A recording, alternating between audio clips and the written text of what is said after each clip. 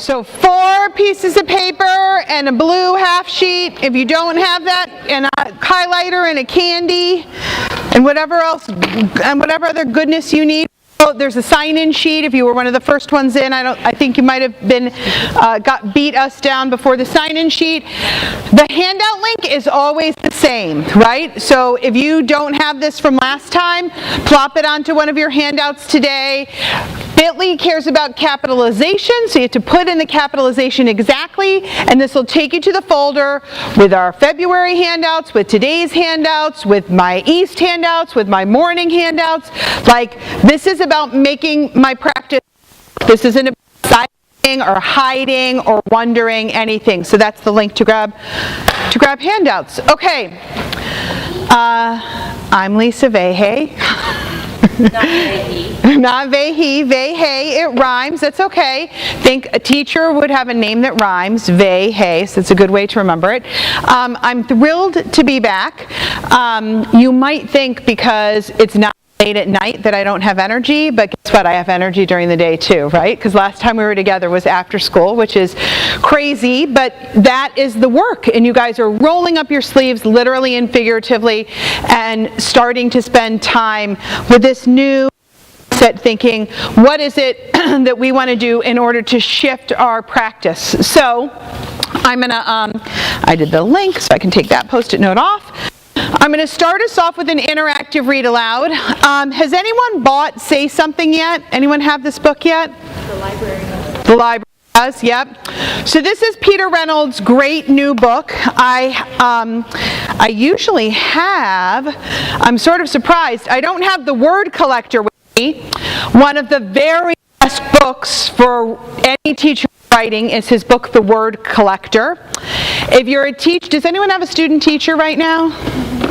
Okay, if you know, okay, I'm gonna blow the cover. The book, The Dot, is one of the best books to get a student teacher. Do you know that book? Yes. Yes. Who said yes? Yeah. Can you just describe the story really quick of The Dot? I see you 3 yeses over there. Can any? So this child thinks they can't draw anything, or she's sitting in art class, she's making a jump, and then her teacher helps her make a full mess. Yeah. So it's with this angry kid named Vashti, yes, who this is how the story starts. She takes her marker, and it's sort of like, most people don't swear during professional development, but I'm going to a little bit. She's sort of like, F you, you know, and excuse my French, she doesn't say it, but like, are there any other children here? Right? Okay, I can say, I didn't say the actual swear word, but she's angry. The kid, Vashti, is angry, right? And it will remind you of angry kids you've tried to teach. And instead of the art teacher freaking out, she takes that square where the kid put the dot on and she frames it. And she puts it up behind her desk. And she's like, F you? F you. I'm going to show you what good teachers do, right? So, okay, that's the end of the swearing for today. And so Peter Reynolds just really understands the space that human beings live in. He understands our emotions. He does not say, it's bad to be angry, so stop. He validates that angry is a place that 7-year-olds might live in. And he's got stories that are sad. Most of his stories have a happy-ish ending. But he wrote Say Something is dedicated to Emma Gonzalez. Does anyone know who Emma Gonzalez is? Anyone? Anyone? Okay, Parkland, Florida. Does anyone know who Emma is? Yeah, who is she? Will you say who she is? Oh. She was the student activist. She's the student activist. She's the girl with the bald head who's really been in front of changing hearts and minds after this tragedy hit. So for Emma Gonzalez, and to all people who are brave enough to say something and move the world to a better place, inspiring others to do the same. So that's who he dedicated this to. The world needs your voice. Mine? Yes, yours. Go ahead. It doesn't need to be perfect as long as it's from your heart. You don't have to be loud. Powerful words can be a whisper. You can say something in so many ways. With words, with action, with creativity. If you see someone lonely, say something by just being there for them. If you see an empty canvas, say something with your brush. Lot, say something by planting a seed and watching it bloom.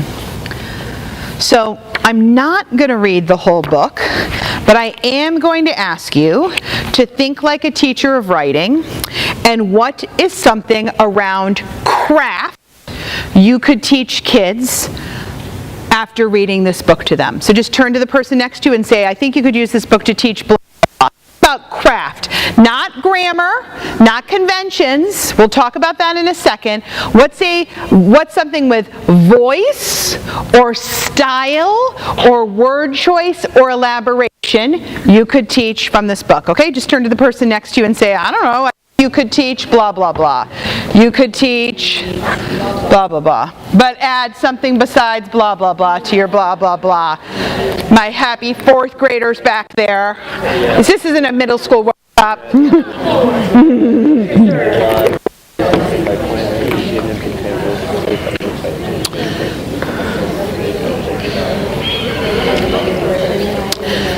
Okay, so I'm going to power out some ideas up here to get us thinking. What's something you could teach in writing using this book? What did you guys talk about?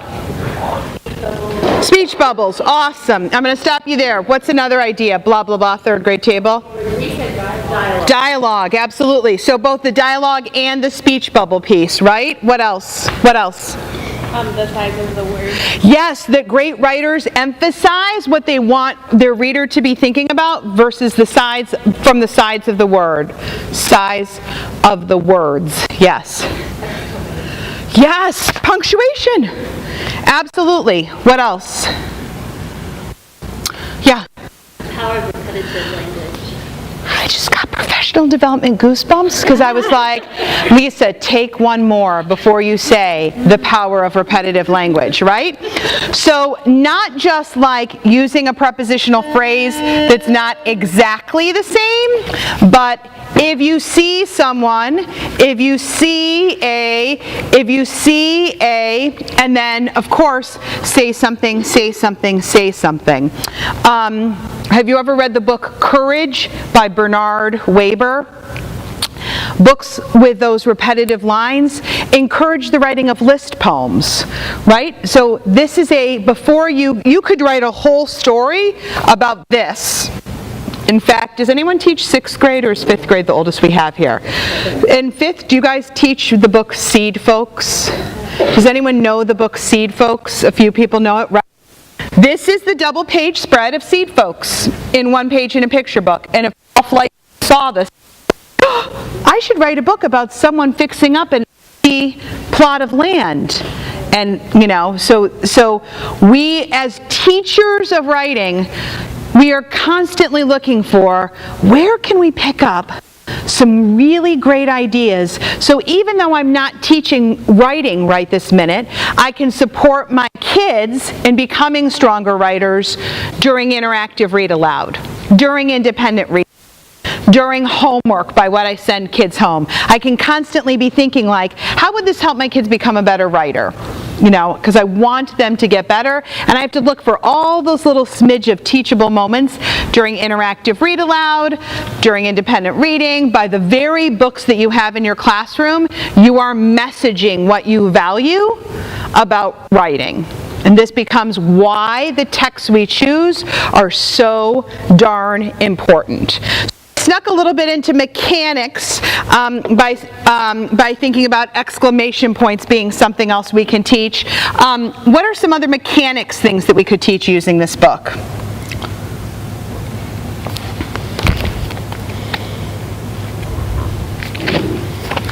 Dedications, right? writers really think about who they're writing a book for and dedicate that book to someone so that that can help empower what the message is. Ellipses, right? So punctuation that isn't always used. Sentence fragments, and how sentence fragments be something that we use in powerful ways as writers. Don't you want someone in your class to be the next E.E. Cummings? You know, we don't always teach mechanics, here's the most proper way to do it. Sometimes we teach via mechanics, here's the way you can do this in the most creative ways possible, too. So, especially as we see kids experimenting, I went upstairs and saw the first grade writing upstairs in the hallway, and multiple kids started their writing piece about the best part of themselves. A few kids started with like, the best part of me is my blank. But I like this one. Do you like your ears? I like my ears. You can hear music and listen to your. Also, you can wake up with your alarm ringing. I love my ears. So, as a rule, you wouldn't teach a kid their writing piece with a question. Yet, if we don't put examples and talk about how that hooks your reader. Boom! Did you hear that? If so, you should thank your ears. My ears are my favorite part of my body. Right? So we have to teach kids how to use that amazing craft by not always pushing them toward the right way to do it. Not just the hamburger, but lots of interesting ways to begin your pieces. Do you like your ears? Okay, I'm just going to have you turn and talk and tell each other what your favorite part of your body is, but I'm not doing that. That's crazy. I've already used the F word, so I mean I've got to rein myself in, right? Okay, so I want to start by putting our handouts in front of us. So I am realizing this faux pas. So let's at least put these in order, stacked in front of you, okay? The first thing you want is the one-pager that's Going Deeper Professional Learning Mount Vernon Schools in the upper left-hand corner, right? That's the first one. Then you want the reflection page, Committing to Writing Workshop via the Units of Study, a Framework for Reflection. And then you want the mini lesson planning sheet. Here, I'm going to give you these. Yours are in order. And then put that page in the back. Is there anybody else who doesn't have the handouts? And does everybody have a blue exit ticket? And is there anything else that anyone's here? Here they are for you. Here's your blue exit ticket. Rock and roll. Okay.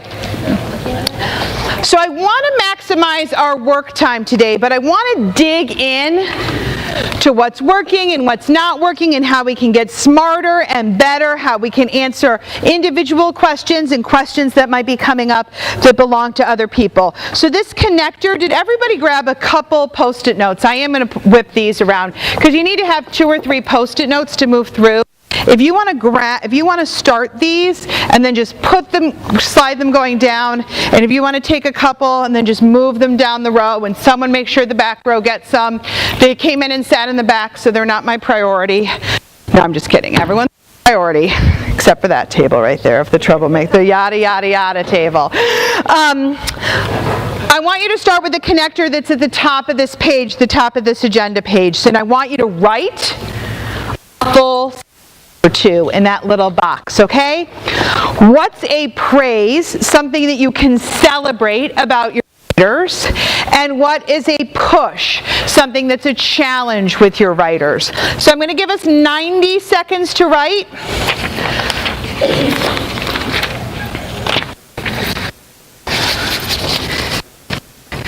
What's a celebration, a praise?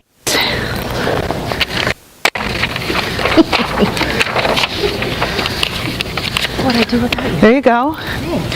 What's a praise and what's a pain point, a push? And I do want you to try and put more than just a few words up there.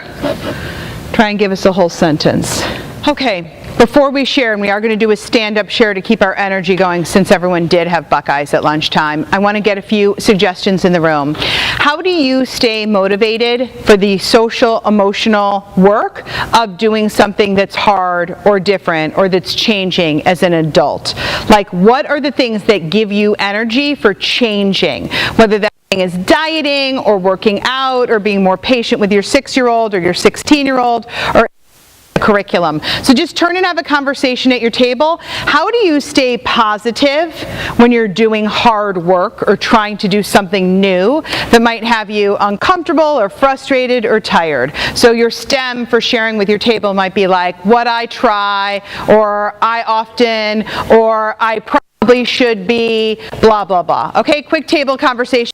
More than 3, okay? What do you do when you have to stay sustained for changing? I want to let you guys know there's also a sign-in sheet. So just want to make sure you get it. Thank you. Yep, thank you guys. So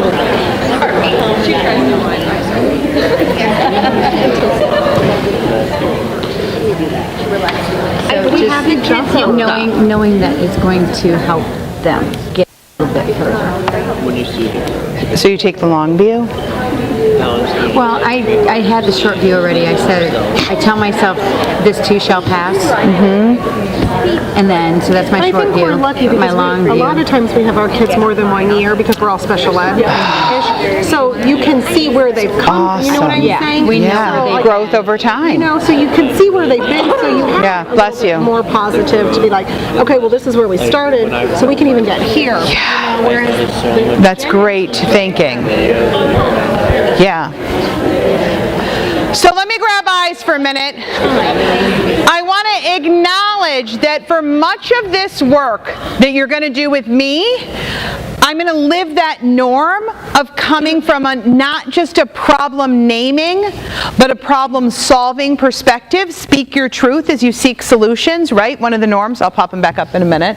But this idea that this is an asset-based program. So when we use the checklists, we're focusing on what kids can do and what we can springboard from. When we're doing interactive read aloud, we're thinking about how we might move the work forward, not thinking deficit of all we haven't done. This is a positive framing mindset of a writing program, okay? So that can be hard because I actually enjoy being kind of, I was going to swear, grumpy. I enjoy sort of having like a little biting edge to me, right?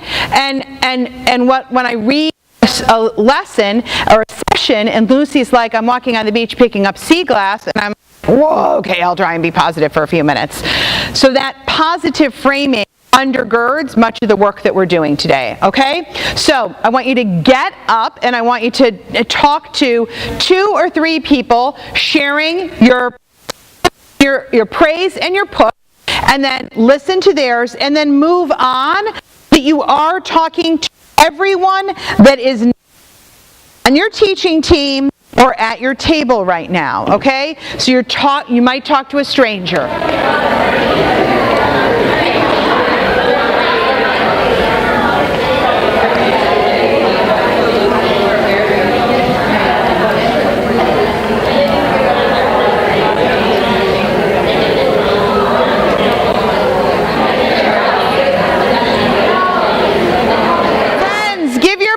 An elbow bump, tell them thank you for sharing with you. We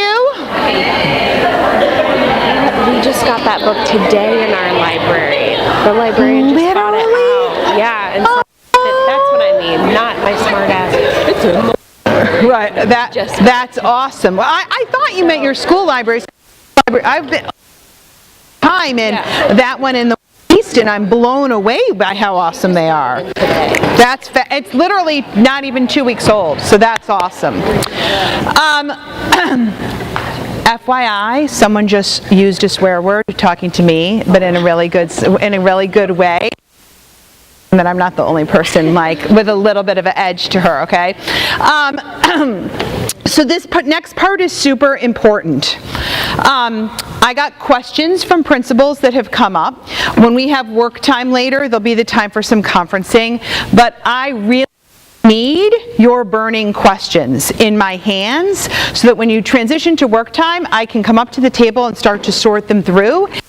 figure out, are there resources that people just don't know about? How does everyone not know about this? I want to tell you about it really fast. Or, I don't, are there be other trends in burning questions where I'm like, I should make another quick video about that, or send a note about it, or it's not okay that people don't have a copier at their school, or whatever it is that's getting in the way, and I need to, I don't know, email Eric Brown, who hopefully I'll get to meet today. So I need you to take your Post-it note, and I need you to figure out, is your push an actual burning question, or is it something that, like, after talking with someone, you don't have to write yours down again because we had the chance to talk about it and you're like, okay, I've sort of figured that out, or someone walked me off the edge. But I want to make sure that as we move towards implementation, so we've been experimenting, and we've been, cajoling, and we've been in the study group.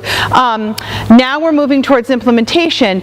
Do you have a burning question that needs attention so that you can move forward on this? So grab one of those square Post-it notes, or two if it's a really long question, and burning question written down, and then come put it on this table over here. And then when we transition to work time, I'm going to through and answer them. I'm going to look for clusters.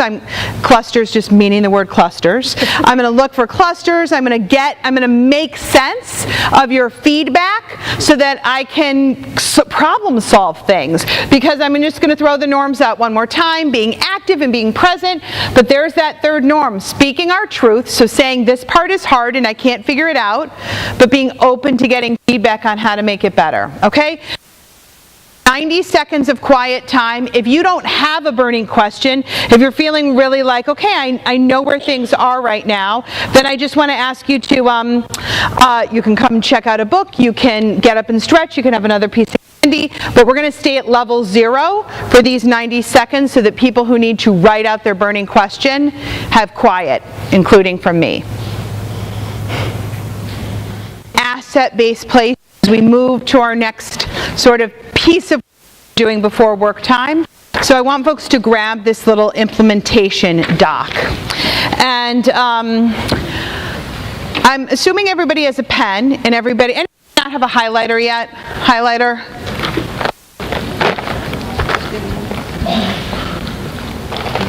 Thank you. Highlighter? Oh, sorry. Thank you. Thank you. I have one thing. Awesome. Voila. Some people have their own pouch of highlighters with them. Those are the people that I want to be friends with. Woohoo! A pouch of pens. There's nothing better. Hey, I am just going to make a quick announcement in case this is true. I'm going totally off script. I lost a pouch that says, "Nevertheless, she persisted," and it had like 8 thumb drives in it last time I was here. I know. I can't even really talk about it because it's such a horrible thing to me. So if you found it, if a kid turns it in, I had it at the coffee shop next door to Paragraphs at 3 o'clock when I trained before I got there, and I didn't have it when I got home. And I'm like, some kid has to have it. So it's in a parking lot it's at the gas station. I went to the gas station this morning to see if it was there. So it's a navy blue pouch, nevertheless she persisted, filled with thumb drives and dongles. It's mine. It's mine. So I should be writing a small moment story about that, right? Okay, so everyone's got a highlighter and a pen, right? There are actually some pretty rigorous rubrics and checklists and tools that you can turn on yourself for thinking about whether or not you are doing a strong job of implementing the units of study. So in the little Getting Started book, there's like a 6-page rubric in here that lists 3 levels of practice. Starts with beginning, goes to intermediate, ends with master, right? So we're all thinking, and we've all got frameworks. If you have Charlotte Danielson or Marzano or E.T. Pez or whatever, we all live in the space of frameworks to think about how we're doing. So think of this document as being a little bit of checklisty. And I'm celebrating the fact that Lucy's column the teacher's column that means you're not there yet, she is starting to, isn't no, or isn't absent from sample, it's not yet, right? And that's a very asset-based place to be. So Angela Duckworth and Carol Dweck and the people who live in the space of like growth mindset say to us like that word not yet. The yet word is crazy important. If you go to Pinterest and you put in yet bulletin boards, that was a big thing this back to school or last back to school year, of this idea of I can't do it yet, right? So here's how I'm going to ask us to be really reflective, and then we're going to do some deep dive partner work. I'm going to ask you to skim through this, and with your highlighter, I want you to highlight what you can celebrate in your practice. And it doesn't have to be because you're a master. It doesn't have to be because you're perfect. It might even be like, I tried it once, right? But highlight what the celebrations are for you. I want you to use your pen or your pencil or whatever your other writing instrument is to underline some places where you're like, that's a not yet that I probably need to be thinking about. That's a not yet that if I can spend time on it in April and May, I'll have a way better year next year. Okay?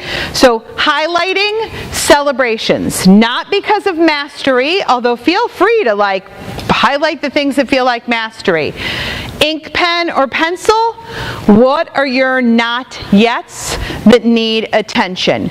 One more time, I'm going to put us in the quiet zone. If you live with 3-year-olds or 6-year-olds or 16-year-olds, quiet is a gift. I'm going to give us 4 minutes to do this, and I'm going to ask us to try and stay quiet for 4 minutes. If you're done in 90 seconds, come read a book, peel back your units, and dig into something. But we're going to keep it at a 0 for 4 minutes to really let people personally reflect in a way that works for them, including me. Okay. So we're going to have some conference time. We're going to have some time to work with a partner. So what I'm going to ask you to do is switch nearby with someone who has a different color highlighter, so that you just go to a different color. And I just put a little dot next to the celebrations that are most important to talk about, and another little dot next to the things you underlined, your leading edge, your not yets that are most important to talk about. So you're preparing for your partner conversation. So I'm going to switch.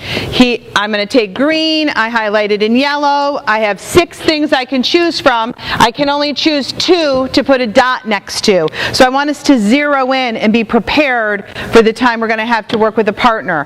If you underlined 4 things, you're going to pick 2 of those and just put a little dot next to them in another color so you know what you want to talk about, okay? So quickly reflect what you worked on. Switch highlighters. If you need another color highlighter because your table doesn't have enough, let me know. Here, you guys have a lot of yellows over there. Wait, I'm putting a dot next to... Yeah, what do you want to most talk about of the yellow things? Oh. Put a dot next to those. And then what do I want to... What do you most want to talk about on the underlined things, okay? So you're prioritizing. We don't have a half an hour right now, so we have to really prioritize what we're going to talk about. Yep. Yes, you're not yets. You're not yets, right? Did you underline your not yets? No, she highlighted everything. Everything. I have migraine really bad, and I think the medicine gave myself a shot earlier. And I'm just like, We're just glad she's not rolling on the floor. You're loopy. I'm going to put you in the nurse's office for a few minutes. No, we're not doing partners right now. Okay, so you should now have some priorities. A couple things that you want to celebrate that have a dot next to them that are highlighted, and a couple things that are your leading edge, the things you want to get better at. You've underlined those and you put a couple dots next to those as well, right? It's a little bit complicated. Next time, note to Lisa, write these directions down and project them. So here's what we're going to do, and this is not going to be a quick win. This is actually going to be a fairly deeper conversation, right? And I'm going to get us into partners in a somewhat complicated way. So I really want you to pay attention. I don't need you to get with the people that you spend all your time with, right? Because you can stop them in the hallway and be like, hey, listen, I'm having trouble getting Billy Jones engaged. Oh, did you know his grandma's in the hospital? I didn't know that. Thank you, that's so helpful, right? So you're problem solving with people like that all the time. But I do want you to be with someone who's like close to you in grade level, close to you in role. Not that kinder teachers can't learn something from 5th grade teachers, but as we dig into implementation, we want to be sort of with like partners in this, okay? So if you are a special educator or another kind of specialist, I want you to think about age or the grade of the kids that you most want to spend time with. So we're going to use this area right here to put K1 teachers, 2-3 teachers, 4-5 teachers, and you're going to get to that space, find a partner there that's not the person you work with all the time, okay?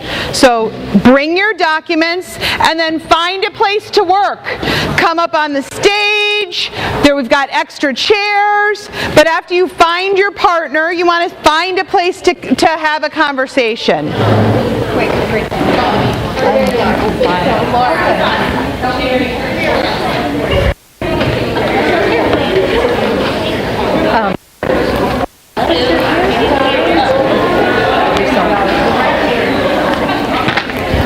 Okay, I'm going to stop us for a minute. Does anybody not have a partner yet? Anybody not have a partner? Student teacher, I think you, there we go. There we go. Can you make a triad? Can you make a triad with someone at your grade level, okay? Awesome. Thank you for welcoming him. So now I'm going to stop us for a minute. This conversation is going to be about 15 minutes long. You're not just like sharing your list with someone.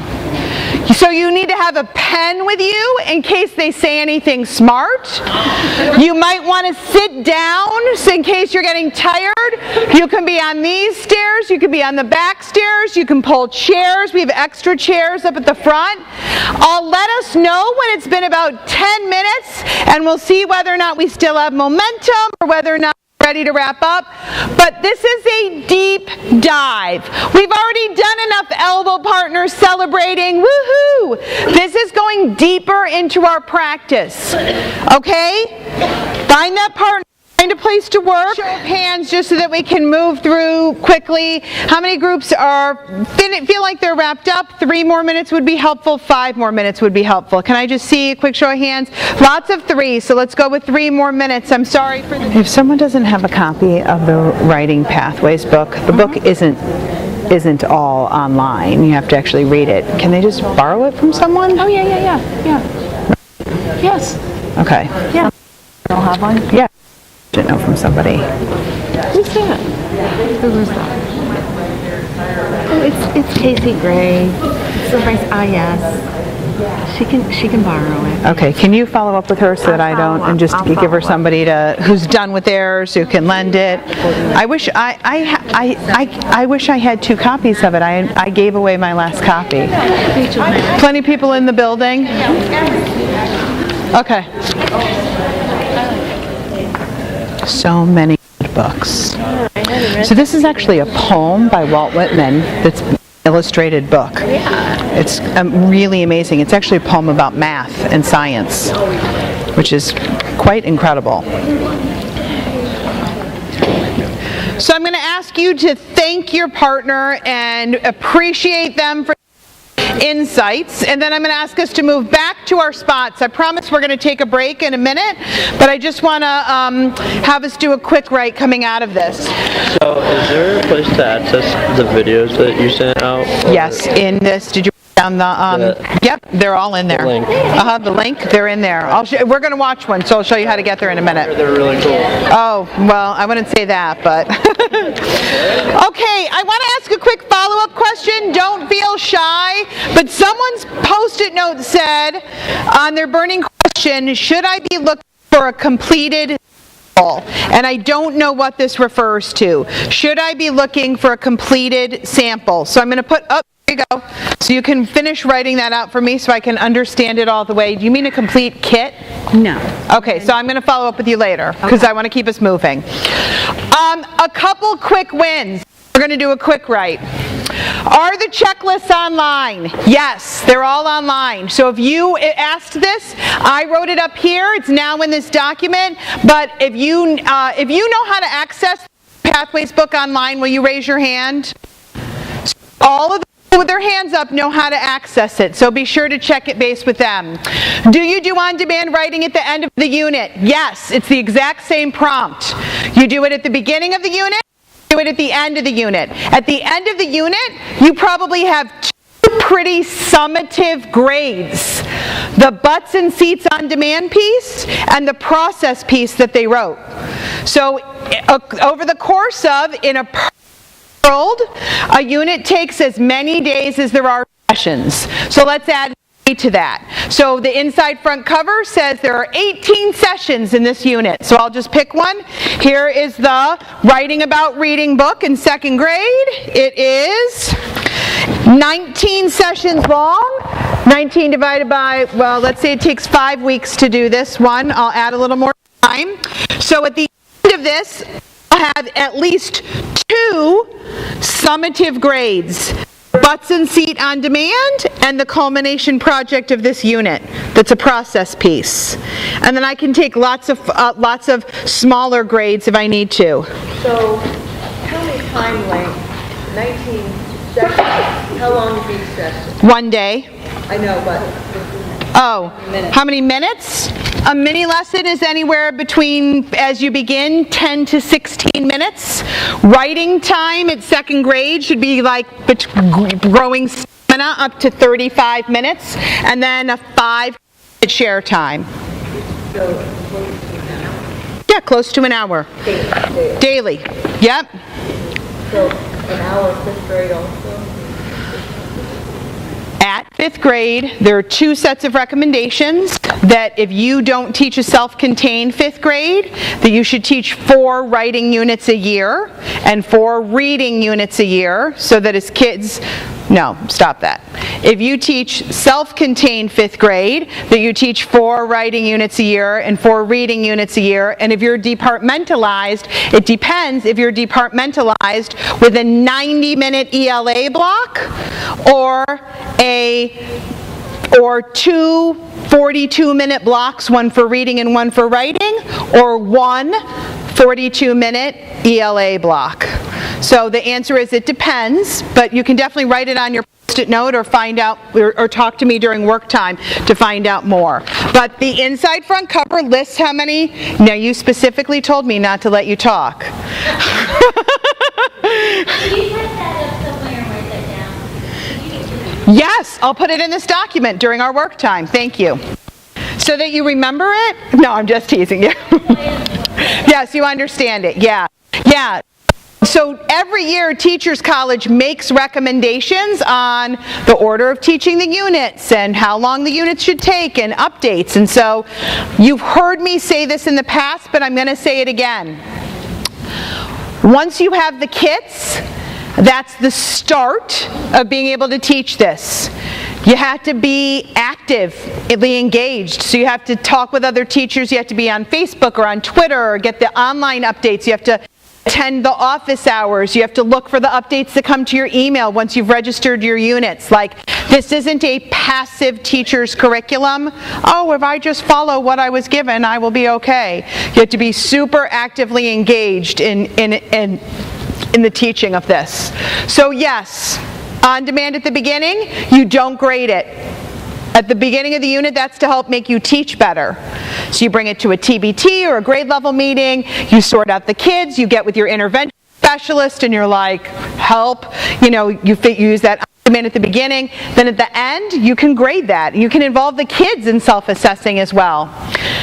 Place online where I can find books for interactive enter text. Yes, on the Facebook page, people put this up all the time. When I buy a new book, I put it on the Facebook page, and I'm like, I picked up this book, here are 5 different ways you can do it. People will be like, oh my gosh, have you seen the new Mercy Watson prequel book? You know, it fits so well because Mercy Watson is in the reading units. Plus, you can go to bookstores. The person who works at Paragraphs knows the units of study. The petite woman with who's maybe like 55 or 60 years old. Lois knows the units of study in writing. She's going to be a great to you guys. Plus BookSource. BookSource is a vendor. So they make a second grade personal narrative list of books you can buy from them. Or go online and get from somewhere else. But BookSource is actually really good. Districts have with BookSource, and they give you a fairly large. So BookSource is a vendor that Teachers College works with intimately, so they get book lists from them. And then school libraries are, when I first went to East, I know none of you guys are at East, I've been in your library here, school libraries.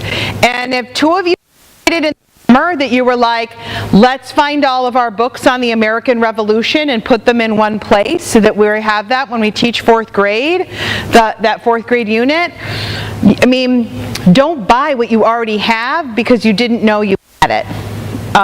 Is my insight on that. And then text evidence. Does it need to be explicit, and are there exemplars? So there is an amazing 4th grade on literary essay. And 5th grade people, as you prep kids, you might want to teach it. And the anchor charts in that unit, I'm doing a huge project right now. I think I probably told you guys with the Cleveland Metropolitan School District 9th grade high school that's failing. So I'm working with the 9th grade teachers on writing. I taught the boxes and bullets lesson to all the 9th grade English classes at this high school for 6 days. Like, it's good teaching. Lucy will say, just because it has the 4th grade on it doesn't mean that you can't teach it at another grade level. I think you might have also heard me say, you want to know how to answer the Common App question in college? Write a personal narrative every year, and then you'll be ready to answer the Common App question if you've ever helped a kid. It's basically a small moment prompt. So this stuff, is designed to create writers for life, not to be like, I completed the 4 units. This is like designed to create writers for life. But I want to show you guys a great resource that I just put in the folder, and that's that there is an open source resource called the Baby Literary Essay Unit. So this is a free unit that's like an if-then unit. It's got all the lessons in here and anchor chart models. I just saw one skimming by. And so it provides, it was written by Teachers College to make sure that 3rd grade kids got exposure to literary essay because so many kids take a high stakes test in 3rd grade. So this document, 2nd grade teachers, you can skim it. 3rd grade teachers, you should definitely download a copy and stick it in your kit. But the PDF of it's now in our Mount Vernon folder. So it's there. So it's a full PDF of that. So if that's helpful. And then that person asked about exemplars, and I don't know. So I should look for, I just don't know the 4th grade units or the 5th grade has a literary essay unit by heart to know if it's like, here are 5 exemplars of kids embedding text evidence really well. But I'll check and follow up and let you guys know. So those are some super quick wins from people's Post-it notes. There's a great cluster of questions from special educator. There's a great cluster of questions around conferences, and then there's a couple more longer one-off questions. So we'll pull that forward and talk about those as we move through our time together. So you now all have access to this. It's in today's PowerPoint. So let's have 2 big cleansing breaths.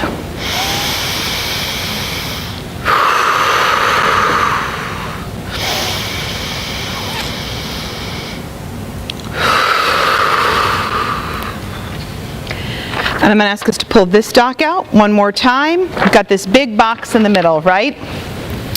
So, before we write, does anyone want to compliment the person they had a conference with? Anyone want to compliment their partner? Any shout outs that people want to share? Shout out?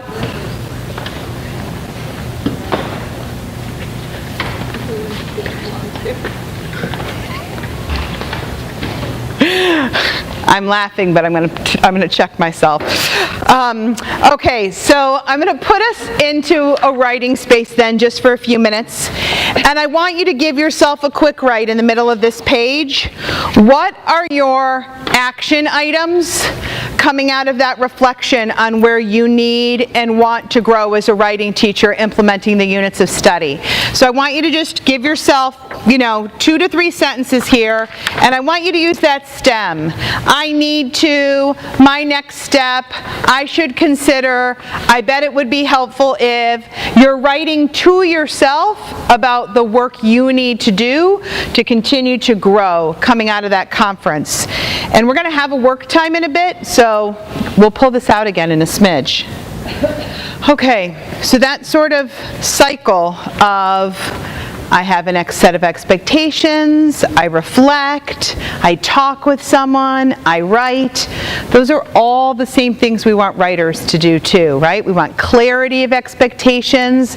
The kids use a checklist. We used our little rubric, our little checklist. You use talk to help you think smarter about the work that you're doing. You write about it to move your own work forward. We're trying to do in PD some of the same things that we're asking kids to do so that, there's alignment. If I just lectured for 3 hours about how important it is to reflect interactive, 1, you'd be miserable, and 2, you wouldn't walk away having done any of the things. So knowing like, ooh, I ended up with someone who's not my friend as my partner, I don't like how that feels, and how you worked through it, and how you can help kids work through that too. Or, ooh, I didn't really take the activity seriously, and then we got with partners, and I felt sort of junky after my partner took it seriously, and I didn't. Wow, I bet I have kids that happens to sometimes too. How will I avoid that, or how will I talk with kids about it? So we're trying to replicate best practices in our adult learning time as well, as much as we can, without me swearing. Now I'm feeling really bad about that earlier. I'm going to have to the ticket. Okay, so have copies of the mini lesson planning sheet with you. I'm going to ask you to pull that out, and I have lots of copies of it at this front table where it's going to be for our work time in a bit.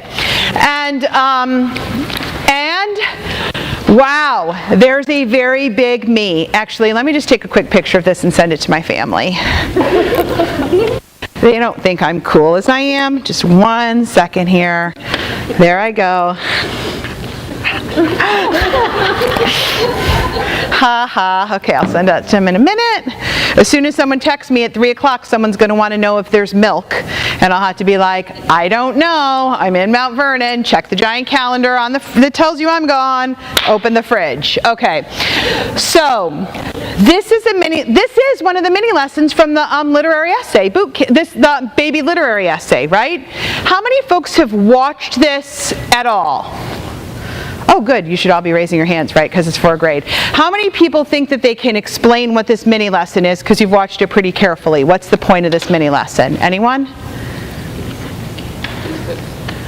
Make a big bold Whoa, someone took notes. Yeah, go ahead. thesis. Make a big bold idea.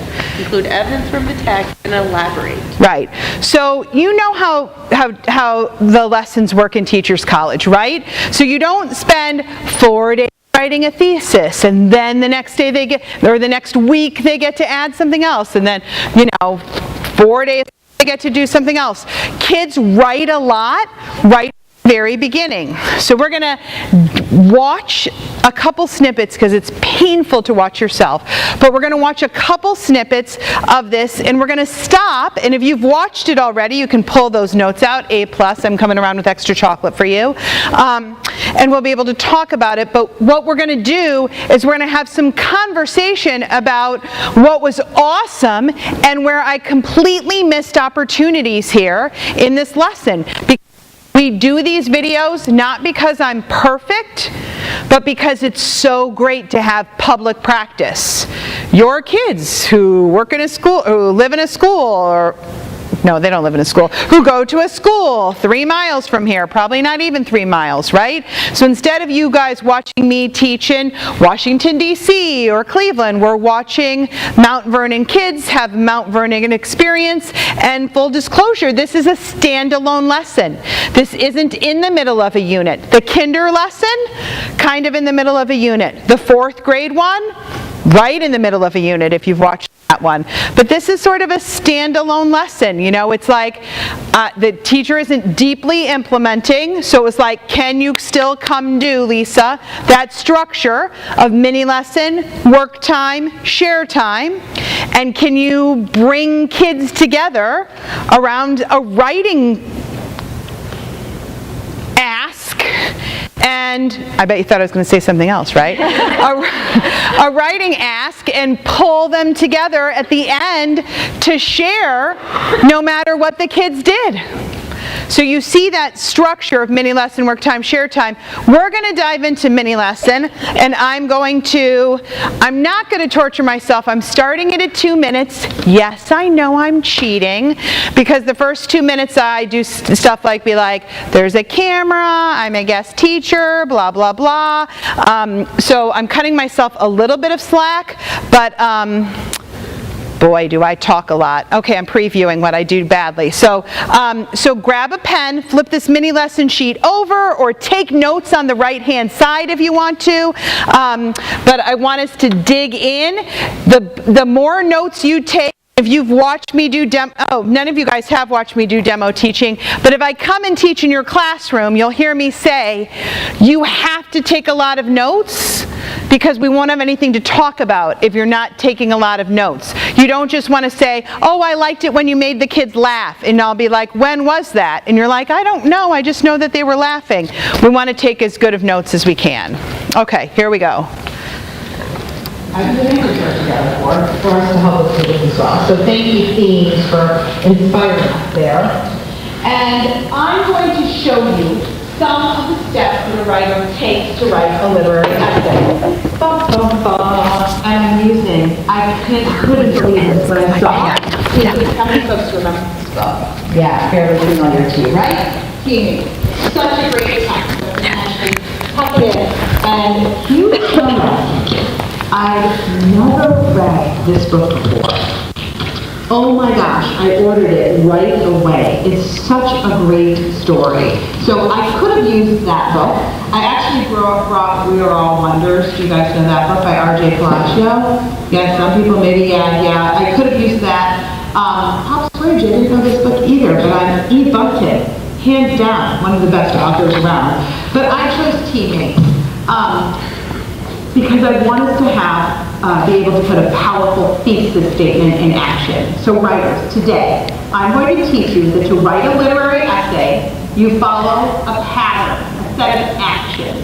And when you follow those actions carefully, even if you're not totally sure what direction you're going, you'll be able to write a literary essay in about 20, 25 minutes. And you'll be able to do that the rest of your life. So when you are super tired and you're in 9th grade and you can't go to bed till you write your Romeo and Juliet paper, you'll be like, Romeo and Juliet, but you'll be, wait, I know the steps for writing a literary essay. And here they are. Let me take my long step. Okay, so I started the video at 2 minutes, and it's now at 3:46. Okay, so what part of the mini lesson is this? Yeah, it's the connection and the teaching point. Who heard the teaching point? Did anyone hear it? Anyone write it down? Yep. The thesis statement, a powerful statement in action. Mm-hmm. Anyone else catch it? Follow pattern or steps to write a literary essay. 25 minutes. Yep, that there's a pattern that you use to follow. So I'm going to pull us back to make sure that you hear that teaching point loud and clear. So I do a bunch of brouhaha about all the books that that we're not using. Goodness only knows, that was a minute wasted. Seriously, like I'm trying to get people good at doing mini lessons, and then I'm like, oh, Eve Bunting, I love her. Because I wanted to be able to put a powerful thesis statement in action. So writers, today, I'm going to teach you this. So writers, today, I'm going to teach you.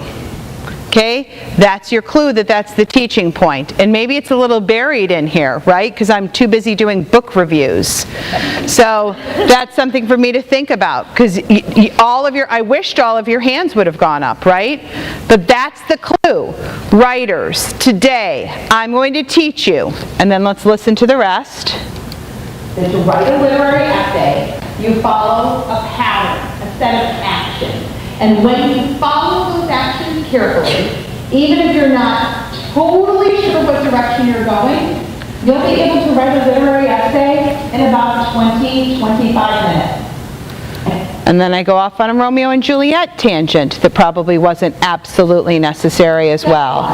Although I love that example. I happen to like to give kids the reason why we do things is like a rest of your life reason. So you'll be able to write an obituary someday, or you'll be able to you'll be able to ask someone a persuasive essay, okay? You should tell kids, if you want someone to marry you someday, you better get good at writing persuasive essays, right? I mean, that's exactly what an obituary is. We should remember Grandma Helen because A, B, and I know she was often drunk on the holidays, but C, right? A counter argument, there's no swearing in that.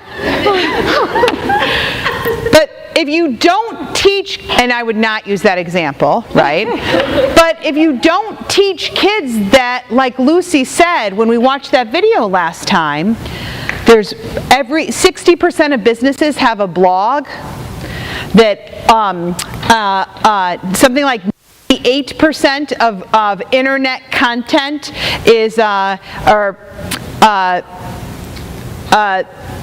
but we're almost doubling the amount of internet content every 98 days. Like, that's how much content is being produced by the internet. That we need to create writers because they're like, what, I'm not writing, I'm going to be a famous skateboarder, right? Oh, actually you should check out some famous skateboarders' websites to see how much writing they're doing. I'm not writing, I'm going to be Casey Neistat and be a famous vlogger when I grow up. Really? Have you ever seen any of Casey's interviews? Casey knows how to write, even though he dropped out of high school, which is a total bummer. Does everyone know who Casey Neistat is? Does anyone have a child 12 to 18 years old here? Yes? Okay, you need to Google Casey Neistat. He's the most popular vlogger. Do you know what a vlogger is? Someone who makes a video blog. They vlog about their life every day. Casey Neistat he's a bigger influence on my child's life than I am. It's fairly hard to acknowledge, so that's why I have to stay on top of him. So I have him in my Google alerts. Because my son loves Casey. If Casey says to buy a $4,000, and my son's a photographer, so if Casey says buy a $4,000 Canon camera, and I just got my kid a $2,000 Sony camera, I have to start saving. I need to get him saving because Casey is everything. But if you're, vloggers are huge in the space of our preteen and teens' lives right now. Whether it's makeup tutorials or cheerleaders. Seriously, if you Googled cheer vloggers, there are girls who post up who have 400,000 views a day talking about their cheerleading life. And if you think your kids aren't accessing go home and ask your 10-year-old, oh, look at all the kids. Good thing it's the part of the presentation where I'm being appropriate. There are those vloggers, that is a way kids are consuming text that we can't even imagine. So warning, especially 4th and 5th grade teachers, you should have your finger on the pulse of this stuff. So vloggers. Okay, so speaking of going off on tangents, right? So kids have to know why they're writing and how important it is. So I just finished the connection and I made the teaching point, right? So for my connection, I was like, you're reading lots of good books. Because they haven't been writing literary essays, right? So I'm like, you're reading lots of good books. And today I'm going to show you that to write about those good books, you can write a literary essay. And a literary essay is going to be the same whether you're right here with me in 3rd grade or 9th grade someday. So now what's the next part of the mini lesson? It's nice and loud. Teach, right? So now I'm going to show you how. Okay? Make a big, bold opinion about something. So, here's my big, bold opinions about teammates. Jackie Robinson is a hero. Okay, yeah, some people are nodding.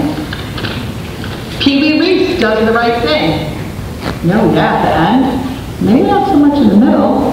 I'm just going to throw that out there, but definitely in the end. Okay? Baseball has some bad fans. Those people in Cincinnati, or it could have been like inappropriate, or like, I could have rewritten this another way to be like, when fans can ruin, history. Fans can just, fans sometimes do the wrong thing. Like, so there's a few ways I could have written that. Pee Wee Reese is brave. Has anyone read or seen the book Wonder? The chapter book? Yeah. Guess what I named my new dog? No, we thought about Pee Wee though. Augie. Augie. So, because we wanted a dog that would be brave. So Pee Wee Reese is brave. Augie is brave. This is a big kind of theme in books. That's a kind of a bold idea to find who's brave in a text and like shout that out. I got sort of a hard one again. Jackie Robinson was treated so unfairly. So okay. So you make a big, bold opinion. And in literary essays, that's called, I gotta make sure you see the whole word. There we go. So when you're writing a literary essay, a bold opinion is called a thesis. My turn, your turn. Thesis? Thesis. Thesis? Thesis. Yeah, I gotta get the TH out. So in high school, someone will be like, write your thesis statement, it's due tomorrow. And the thesis is just the big, bold idea that you're saying. Romeo and Juliet were star-crossed lovers. Jackie Robinson is brave. Pee Wee Reese is brave. Those are the big, bold ideas, your thesis statement. Next. Boy, this is a epic fail. Let me get those back up there. You go back and you quote it. You include evidence in the text. Where in the text was Jackie Robinson brave? Where in the text were the fans horrible? Right? So you go back and you find that. That's why I copied part of the book. Like, put it on the copier, 1, 2, 3, 4, 5 different pages from the end of the book, so that we can find that text evidence. And then here's the hard part. I mean, this is truly even hard for a high schooler sometimes, but we're gonna rally. You elaborate on that evidence. Elaborate. What that word means? You elaborate. Yeah, have a go.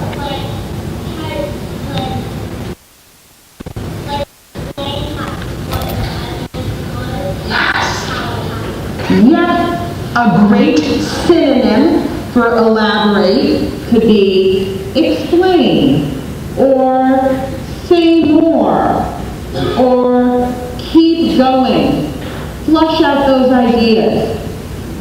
So here's what your paper might have been in 1st or 2nd grade. Pee Wee Reese is good. He is so nice. He is good and nice. Pee Wee Reese does the right thing because he is nice and he is good. The end. Right? Do you remember like writing papers like that where you're just like, stop saying good and nice? Right? So that doesn't include any elaboration. where you explain more. Pee Wee Reese, you can still say Pee Wee Reese is good. Then you find the evidence. There was a game in Cincinnati where the fans screamed terrible, hateful things. Okay, so now you need to elaborate, say more. Instead of, I'm going to just be a little bit fresh here. Instead of swearing at the fans, Pee Wee Reese decided to stick up for his friend. His friend Jackie Robinson. So do you see how like we're saying more, we're elaborating, we keep going. We don't stay in that good, nice, fun, special. You say more about it. Okay, deep breath in. Blow it out. One more in. Blow it out. Okay. So, research writing literary essay. You can carry these with you your whole life. Give me a finger. 1, make a big, bold opinion. Have an idea about something. Okay? That's step 1. Step 2, gather your evidence. Yeah, include evidence from the text. Go back to the text. Reread something. Step 3, explain, elaborate. You can impress someone at home tonight by being like, you know what elaborate means? I do. You know, add more. Explain your thinking. Keep going. Exactly. Those are the steps. Now, there's lots of other formulas about, you know, how to make it neat and how to make it long enough, but we're just getting in the big idea stage. Make a thesis, include the evidence, and elaborate. Now, I'm going to ask. Okay, so I'm going to stop us there, and I want you to just turn and talk to a partner really fast. That was the teach. What did you notice about my teaching? What style did I use? What words came out of my mouth? So turn to your partner really fast. That's part 2, the teach, okay? Turn to a partner. Have a quick conversation.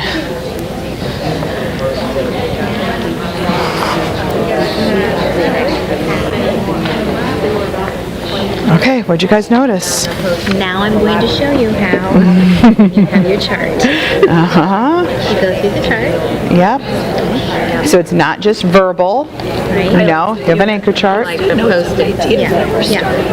Yeah. If I generate all of those with the kids, what happens? Then it becomes a how to generate ideas. With the story. Right, they start with the retell. I needed them to, I needed to do that work because this isn't a mini lesson on how to generate a thesis. Although I hope they're picking up on that. This is a mini lesson on the 3 parts. The next lesson is how to make your thesis better. But this is just the big, we start with the big idea here. What else did you notice about language? Share a couple other hints with each other. Yeah. So I have to say, when I watch you, it's like I'm watching a lesson. And this is what makes me crazy about this. I love your lesson. Yeah. But when I look at your chart that was already there and you put your anchor piece on it, Yeah.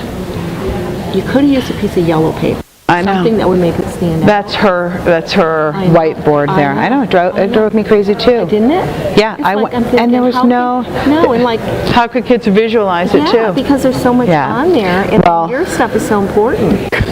I just want to tell you that. Yeah. Because it was a great lesson. Aw, thank you. Well, see, I can work and that's the piece, like there's grow for everyone. I watch this and it really bothers me that I'm not doing, I'm not having the kids turn to each other. I repeat what the 3 steps are 10 times and I want to ask them to turn to, I say out fingers and then turn to your partner and blah, blah, blah. It's like nails on a chalkboard to me. It was my 3rd lesson of the day. Okay, so let's pop out a couple ideas out here. What did you notice about the teaching language? What did you pick up on as, pushes and things that worked for you? What did you notice? Language specific from the standards, like thesis and elaborate. Yeah. So I'm going to push us there. And then what else do I do besides use the language directly from the standards? Yep. Make a connection and explain that language in terms. Yeah, lots of synonyms. I try and keep my language really high, but make it and it's all accessible to us. The thesis is just a big, bold idea. Elaborating is just adding some details. You don't have to freak out, right? So really making clear that we have to be nimble. Kids need to the 25 ways that we might say the word summarize. Put it all together, share the main idea, go from beginning, middle, and end, right? So they have to know that those are all, yeah, there's some subtleties in between them, but we have to constantly be creating positive energy for all the words we use to talk about this work. But I just want to push, I really have a focus, and if I didn't have an anchor chart, there wouldn't be a focus. So that anchor chart gives me the key language, non-negotiable. Here are those 3 parts. Don't go off on a Romeo and Juliet tangent. This mini lesson has a teaching point, and it's on those charts. And those anchor charts are key. I should be able to walk away, conference with a kid, have another kid come up to me and say, what do we do after we make a thesis? And I should be able to say, go check the anchor chart. Not, go check that, it's that there I leave a track of learning in our room through those anchor charts. I'm just going to say something a little bit bold, which is why Lucy Calkins asks us not to do all, I was once in a district that I truly love. I'm in my now, and one grade level took all the anchor charts and made them into grades. And it was like, that's awesome, except that they disappear. And so you could print them out or send them to the kid who's sick, and it's nice that you have them all, but if you're only projecting it, there's the, some kids actually see this, and then it goes up in your room, and then if it was me, I would go to Amazon, and I'd print out the front cover of Teammates, so kids would remember that's the book we did this with together the first time, and maybe a piece of my text. And then when we went to test, and we covered up all the anchor charts, I would want my kids to be like, oh, that's a literary essay. Wait, what is that again? And I would want them to look where it is, even though it's covered up, and just be like, oh yeah, that's the Teammates thing with the 3 things. What were those 3 things? Right? That's the power of anchor charts. Like, even if they're not there, when you're looking for something, you're like, oh gosh, it's on the left-hand side of the page, like to the edge. Those are all great things. That's why anchor charts matter, as it's way better than a teacher store thing in our classroom walls. It serves as a print that teaches. It doesn't decorate, it teaches.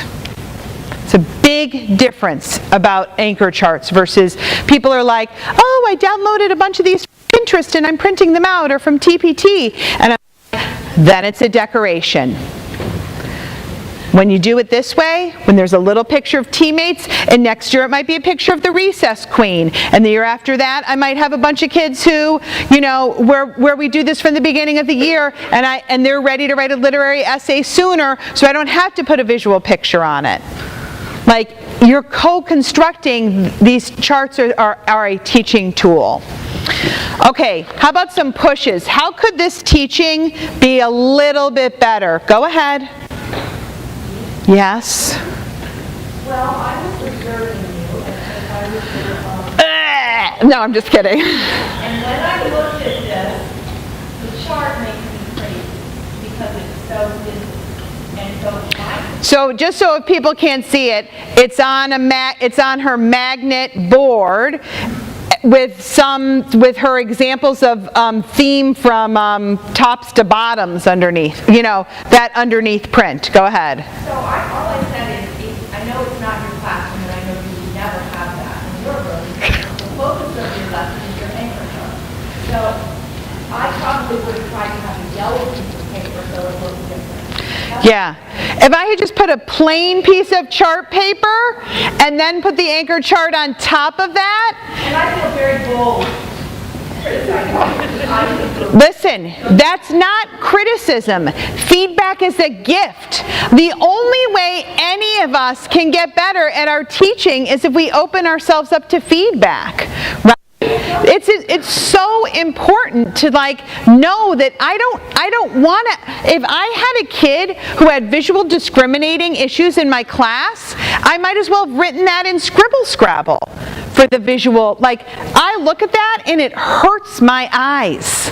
And I don't have visual discrimination issues. Like, I should know better. I accept that feedback. That's super important.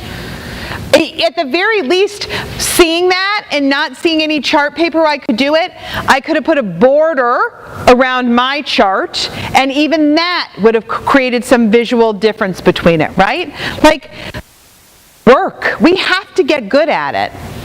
Anything else that you're like, how come you didn't, or would you have thought of? Yes? Why didn't you have the kids think of bold opinion? You know, after you had given a couple. Yeah, great question. Okay, so I'm gonna answer that two ways. One, the teach part is bossy, right? So I have to hold on to that. And if I had asked kids to share what they think a big, bold opinion had been, what I would ended up with is, I've been to a baseball game in Cincinnati, and I would be like, okay, that's a connection, but not a big, bold opinion. And someone else would be like, we read a story about Roberto Clemente, because it's actually in this exact same Basil, and I would have been like, you're right, that's another story about baseball, but it's not a thesis statement. So if I want to teach thesis statement, which by coincidence is the next day's lesson in the baby literary essay unit, right? So this lesson isn't how to make a thesis statement. This lesson is how to write a literary essay. So I'm going to come up with kickin' fabulous examples of possible thesis statements, because I don't have time to teach you how to do that today. Today I just want you to learn what the three parts are so you can write one tomorrow if we had to take the state test all of a sudden. So that idea of like, when you open it up, then I'm not going to have models anymore. And when you teach, it's modeling how to do it right. It's not approximating, it's not, that part comes next in the active engagement. So this has to be crisp. Then the other table, I was talking to another table, and they were like, that was good how you had that, because I could have imagined this going back off on a tangent into like retelling or the Roberto Clemente thing, but I actually think I probably could have done this with 3 instead of 5 examples and saved myself 40 seconds. Like, blah, why did I need 5 of those? And my chart is too small. It's driving me crazy that you can't visually see all 3 things and the example thesis post-its at the same time, if I'm really getting crazy on myself. But like, I think that's annoying to them. It should be annoying to them. It's super annoying to me too. So in the teach, it's not, I wonder if they could try it. It's, I'm going to show you how to do it. I am the expert, so I've done the work for us. So that active engagement piece is where they have the have a go opportunity, where they get to approximate something. Other thoughts? Yeah. The student teacher thinks he gets to share? No, I'm just teasing. Go ahead, I'll come over here just in case I need to hit you if you say something rude. I loved the examples of, well, this is what I would expect a first or second grader to do. Yeah. And I taught an opinion piece, and a lot of the students resorted to that right away. And I'm just thinking, if I would have kind of gone over some examples of what not to do, and then tied it into examples of what to do. Mm-hmm. I thought that was really cool. I actually wrote down on my notes to myself how if I was doing like a 3-day, often when I coach I do a 3-day residency. So I come in for 3 days in a row and I teach the same class 3 days in a row, because it's so much more fun to watch their teaching, to teach them once I know their names, so it just works out so much better. So I was even thinking in my notes to myself, I was like, ooh, ooh, that would be so cool if I wrote those two, my example essay, my bad example, and my good example, and I just had those up, and then I put an anti-sign through the bad example one. Or I was like, when we were little, we wrote like this, now we do this, and just have those up, right? So that was a little bit extemporaneous, doing that piece, although you've probably heard me say it, because it's something I say when I train people all the time. If we don't want kids to write like that, we have to say, hey, I don't want you to write like that anymore. Let me show you a different way to do it. And too often we're just like, I've taught it and they magically can't do it anymore. So I'm a big fan of being like, you're not going to do that anymore, but let me show you what you are going to do. So I was thinking to myself, like, that is all talked out. Could I write that out as a follow-up and let it serve as a class artifact that makes us laugh? And then when I'm conferencing with kids, I could say, okay, I have something tough to tell you. This feels a little bit like a good, nice essay. And I just want to push you. We got to get out of that habit. You got to shake it off. Get up and shake it off. You're being too good and too nice, okay? Let's lift the bar here a little bit. And it could serve as like this joyful anti-example, but I could use it in a really joyful way instead of just in a like, you wrote a baby essay and I need you to do better. They took a couple breaths. That's a big deal for me. Trying to tend. They've been now at the rug for 9 minutes and 35 seconds. And they're not getting off yet. Right? So a couple breaths. And then I did do the 3 fingers, but I went over and I was like, it drives me crazy. The board drives me crazy. But why didn't I have them say the 3 steps yet? So that's driving me a little bit crazy. They have said the word thesis. Woohoo, I got them talking once. And you can tell that there's a little bit of back and forth. I'm taking some feedback from them, but mostly I just want to model really good stuff. But why didn't I say, okay, there's 3 parts. Turn to your partner. Let me whisper to you what they are. Thesis, then evidence, then elaboration. Okay, quick, turn to a partner and see if you can tell them what the steps are. Like I could have easily done that and increased the student talk. Okay. Okay, so how many people have teammates in their classroom or in their basal? Anyone have the teammates text, maybe?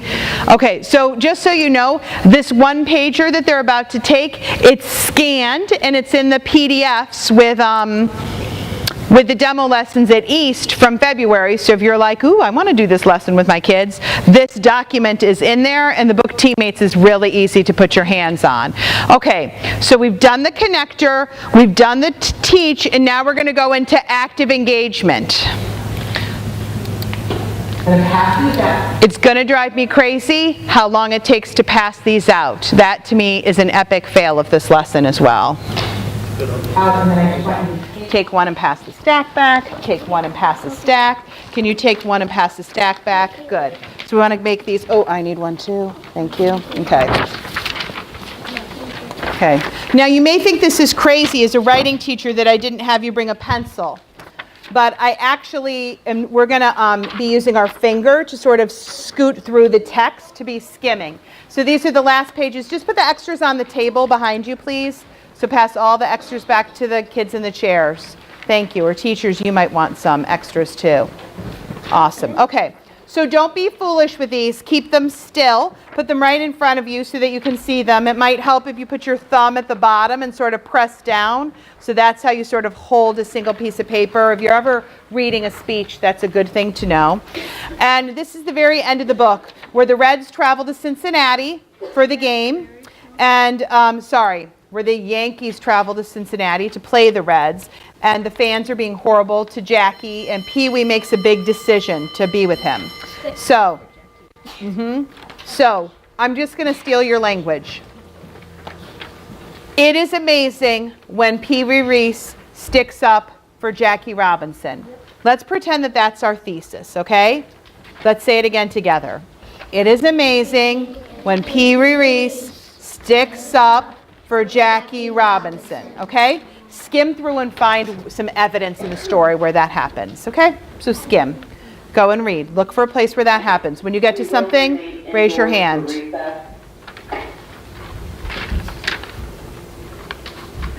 Yep, okay, well, hang on, keep going. Keep reading. Good, I'm looking for like 4 or 5 different hands. Did you find something? Just put your hand up so I know.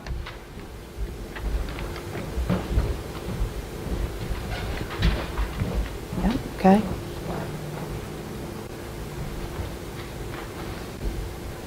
Great. Okay, can I go with you? Tell me what your evidence is. Just read your sentence. I am standing by him. He reset to the Lord. Yep, very last sentence, right? Go to the skim, your eyes right to the bottom. You are excellent at skimming. Her eyes went like vroom, right to the bottom. I'm standing by him, Pee Wee Reese said to the world. That's the part where, that's that words right out of Pee Wee's mouth. That's a strong piece of evidence that Pee Wee Reese is amazing, right? Can you say more about that? Can you, hands down, can you elaborate on that a little bit more for me? Pee Wee Reese stuck up for what is right. Mm-hmm. When Jackie Robinson was being treated unfairly. Do you hear how she took it a little bit further there? She didn't just plop down her evidence, but she elaborated a little bit. We have time for one more suggestion in the text. Where's a good piece of evidence about Pee Wee's amazingness? Do you have a piece of evidence? I had one about how the things were Okay, so I'm going to stop you. He's got a different thesis statement. And in really great books, there are like 5 different thesis statements you could go with, because you might be more interested in the terrible fans as your thesis statement, and that's okay. Now, the thesis statement we're working on right now is Pee Wee's amazingness. So I want you to find evidence for your own thesis statement, but right now we're finding evidence for our group thesis statement, which is that Pee Wee is amazing. Did you have some? Did you have some evidence? No? Do you have some evidence? No? Listen, there's like 21 pieces of evidence here. Come on. Come on. Don't break my heart with that evidence. Hands down if your hand is up. Listen, I'm going to go to my favorite piece of evidence in here, because you can see this in your eyes. Watch me. Paragraph 1, paragraph 2, paragraph 3, last sentence. Pee Wee's legs felt heavy, but he knew what he had to do. Listen to me elaborate on that. Pee Wee's legs felt heavy, but he knew what he had to do. This means that when he was walking, he was dreading it. He might have felt bad that Jackie was treated so unfairly, and he might be embarrassed being a white guy on the field. His legs were dragging. That nervousness is the worst feeling. But Pee Wee is awesome, and he decided to not let his heavy legs stop him. Okay. Did you hear my A+? That wasn't that great elaboration by me? Yeah. As writers, you don't just drop in the evidence. You have to say more about it. Have you ever had your legs felt heavy, especially if your mom's like, Christopher Michael, get down here this minute? Like, is there anyone named Christopher Michael in this class? No, that's Christopher. What's your middle name? Okay, my brother's name is Christopher Michael. That's why I use that example, because my mom would say that. My mother would say, Christopher Michael, get down here this minute. Do you think my brother would come quickly? Yes. No, he'd come like this. Because he knew he was in big trouble, so his legs felt heavy. He wasn't excited to go get in trouble for teasing me. So I could relate to what Paul Golenbeck was writing there, and I can elaborate on that. Now, writers, I'm taking the giantest risk ever. Put your papers down so that you can see me.